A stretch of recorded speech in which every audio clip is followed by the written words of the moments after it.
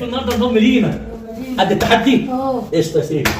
يوسف قد التحدي؟ قد التحدي. عبده قد التحدي؟ تحدي اليوم مختلف. اسمه ثبت صنم، واللي يتحرك هينزل. بص اعمل ثبت صنم، كله اعمل ثبت صنم. يلا بص كده يلا.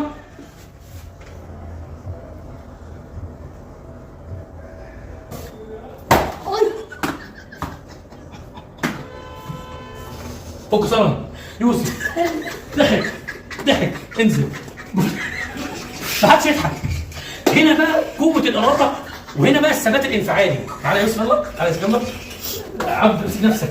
أهم حاجة الثبات الانفعالي.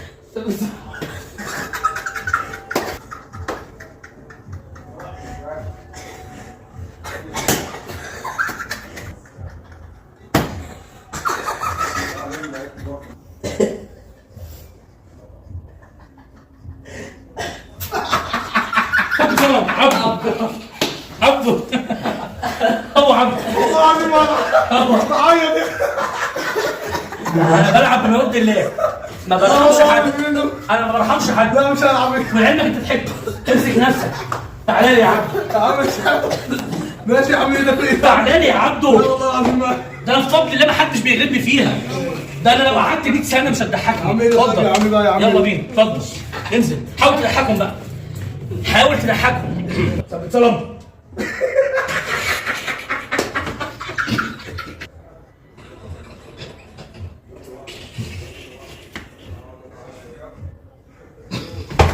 يا عم والله ما العب يا عم بقى. يا عم انت بتخم. يا عم ماشي يا عم.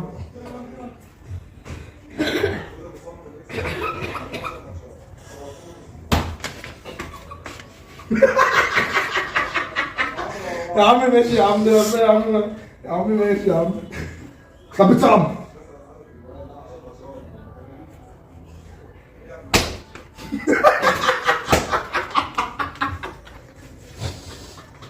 انت عامل كده ايه طيب؟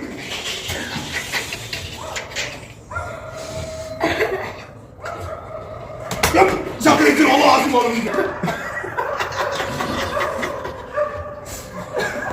طب بتصعب.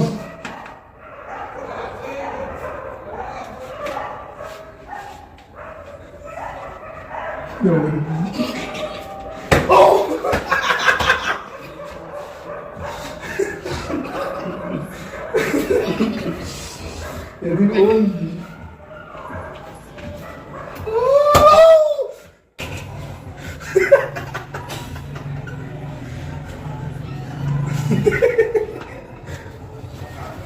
يا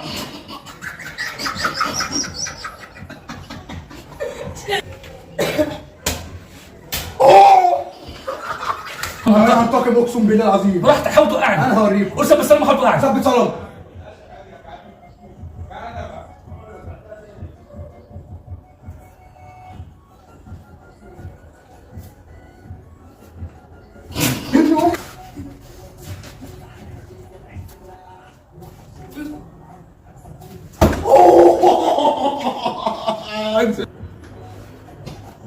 ثبت صنم. بس انزل يلا. معلش. يلا. انا حقاني. يلا. انت فعلا شفتني فعلا. شايف ايديا فعلا. انزل. ايه ده منزل؟ معلش. طب بالراحه شويه. بالراحه.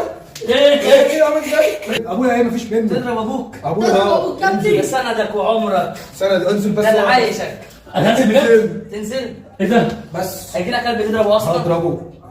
انزل. جرب كده. ازاي؟ عبده تضرب ابوك. شاطر يا سيف. خش جو. شاطر يا سيف. هاتشلك اضرب ابوك. شاطر يا سيف. عايزين يلا نضربه. يا حبيبي. عاوز اضربني يا سيف. انزل. مصمم ان انزل يعني يا عبده؟ انزل. انزل فيها؟ انزل. واحط ايديا ورا ظهري؟ حط. اهون عليك يا عبده. اتفضل.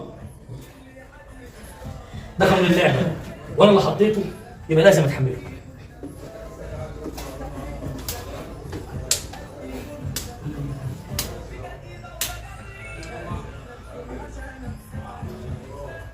معاش ولا كان اللي يضرب سنده وظهره. الحاج.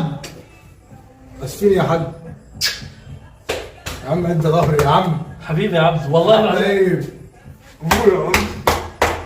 ايه يا عم. معلش. ظهرك. سامحني يا عبد. عيب يا حاج في انت تعمل اللي انت عايزه.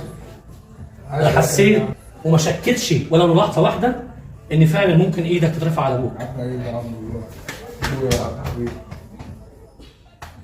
أبوك هو النعمة الوحيدة اللي لو فقدتها تبقى فقدت معاها الدنيا وما فيها. أبوك هو العزوة والسند بعد الله، اللي لو راح منك راحت معاها الهيبة والحياة.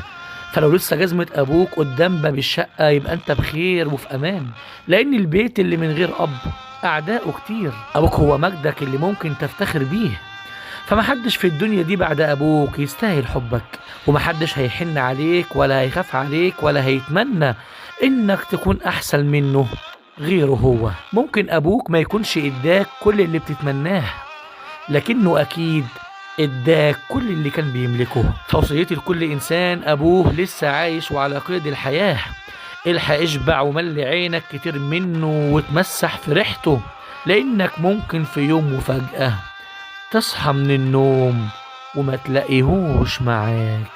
وقضى ربك ألا تعبدوا إلا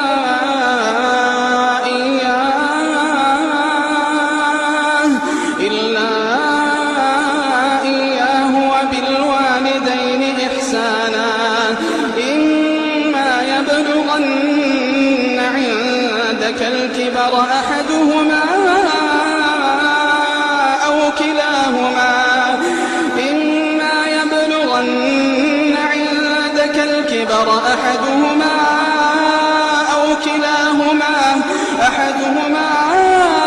أو كلاهما فلا تقل لهما أف